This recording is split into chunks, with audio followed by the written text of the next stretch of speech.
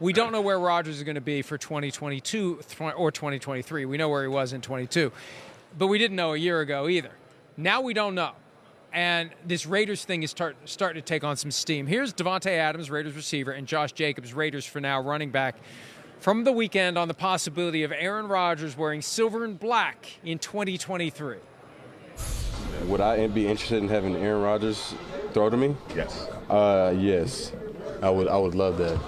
The trolling, I'm first team all troll, so don't take none of that too serious. But I would love to have that, and obviously that'd be a dream scenario, one that I'm very familiar with. But anything you've seen on Twitter, that's not a tale of anything. That's just wishful thinking and messing around a little bit. Of course. I mean, it's A-Rod. You feel me? Like, it's Aaron Rodgers. But, yeah, man, he's a dog. I mean, if he was to come over here, I mean, I feel like that would change the aspect of a lot of things.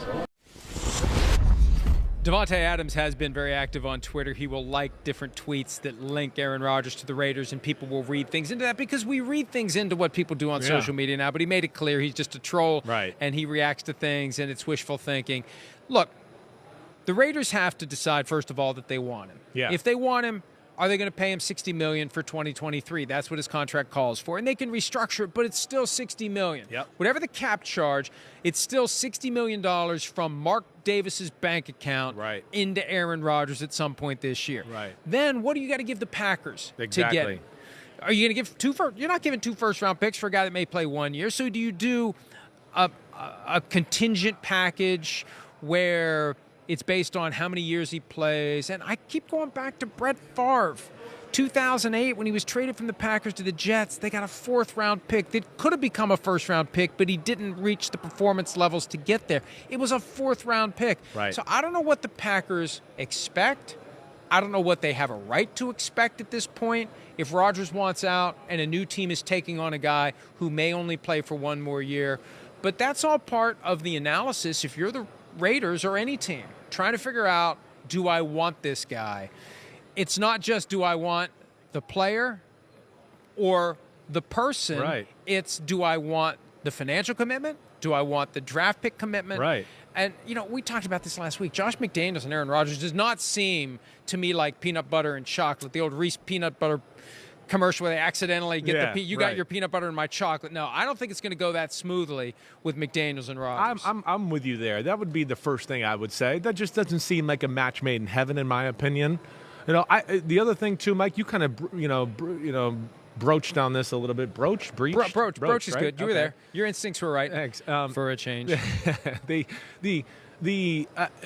I just get the feeling that the Raiders are in this for the long haul with McDaniel and Dave Ziegler. I don't think it doesn't look like, to me, and I know I argued this with you a little during the season, it's just, if you're going to have McDaniels, Dave Ziegler do the Patriot way and build a team that way, it's not going to get done in one offseason. It's not. You got to let the beauty of them finding value in free agency and in the draft really come to fruition to build their team. And I just would be shocked. I got the feeling that wouldn't be their cup of tea, to all the reasons you kind of just explained. And that's why the Davante Adams trade was so weird last year, because it didn't fit with what we thought they were trying to do on the way in. So the whole thing has seemed odd. But you're right, they need a longer-term answer, not a guy that's going to be there for a year, maybe two at the most. Right. And how competitive are they really going to be?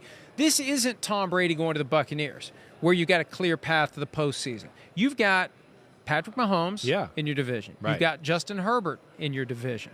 You've got Russell Wilson and Sean Payton. And, hey, there's a chance it was Nathaniel Hackett that was the problem last year, not Russell Wilson. There's a chance the Broncos are going to be good this year. Sure. Who knows where Aaron Rodgers and the Raiders would fit into this mix? I'm just surprised. I think part of this is, too, kind of an impishness from Rodgers, who enjoys the attention, and that's fine. And at the golf tournament, everybody's saying Raider stuff, so and I think it's all... he's getting a kick out of that. Right. But I think at the end of the day, I remind myself of last year, when I think he seriously thought about leaving for the Broncos. Yeah. I think the Broncos hired Nathaniel Hackett under the assumption that Rodgers was going there. Right. And he just ultimately decided, I'm not ready to leave. And that's the other thing to remember. This is a guy that I think craves familiarity.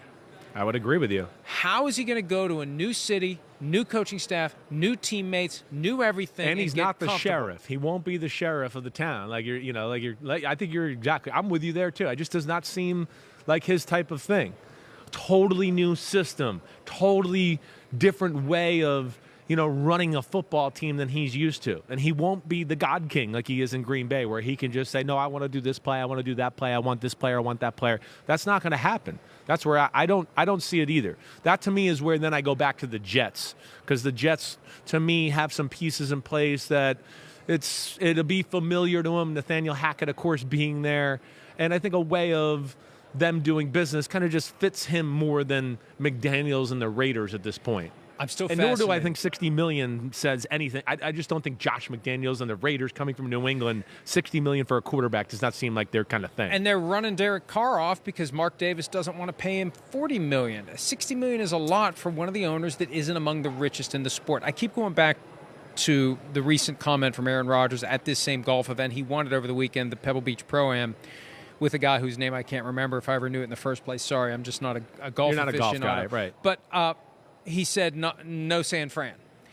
And it's that if we're looking for a stacked deck, that's the stacked deck. I still think he doesn't want to go somewhere and run the risk of not finishing the deal and introducing the narrative that it's not the Packers' fault they haven't been back to the Super Bowl in 12 years. It's his fault. Right. You went to the Niners and you're supposed to win it all. They were great, what happened? And you didn't win it all. What it happened? Must be you. It must be you. Well, they got to the NFC Championship with Brock Purdy, and they didn't even get to the playoffs, so they lost in the wild card round with you because you got tight like you've seen and you've observed. Not me, him, and not throwing the ball into just pull tough the trigger, spots, being too careful, being too aware of the magnitude of the consequences of losing. I think he's aware of the magnitude of the consequences of going to the 49ers and not winning a Super Bowl, because it will be viewed as a failure, and it would be viewed as he's more of the reason for the Packers' failures than the Packers. And that's why I think he's just going to stay in Green Bay. I think he's going to stay again. It does seem like, though, the first year where I feel like Green Bay, it does feel like, and again, I don't have any inside info here, but it does feel like Green Bay is secretly weighing their options. They saw Jordan Love. Right. They got to be. They got to be doing that. And those conversations have to be starting now. That's where, I know Rodgers last week was like, it seems like these conversations are going on without me. They got to get some sense of a feel here. They're not going to just go, we're not going to talk to anybody until Rodgers gives us an answer. No, they're trying to lay some framework down in if case this guy tells us he doesn't want to play, what are we going to do? Exactly. Where are we going to find a market for him? And they don't want to trade him to an NFC team. But Rodgers has the hammer. He doesn't have a no-trade clause, but he does. Because if he says, I don't want to play for insert name of team, they're not going to trade for Aaron Rodgers. Yeah, so, agreed. Let's take a break. Look at Scotty Zolak. We got You're the man. It's my guy. I will. Middle of a live show. We've got Shereen Williams and Miles Super Bowl, Simmons baby. Joining us next. We're going 4 wide here on the desk to talk more NFL, more PFT Live from Phoenix. Look at that cacti. Don't bring that Aggie up here and Shereen Williams. No Aggies. More PFT Live right after this. Hi, it's Mike Florio. Thanks for watching PFT on YouTube. Hit subscribe for the latest news and analysis from Pro Football Talk.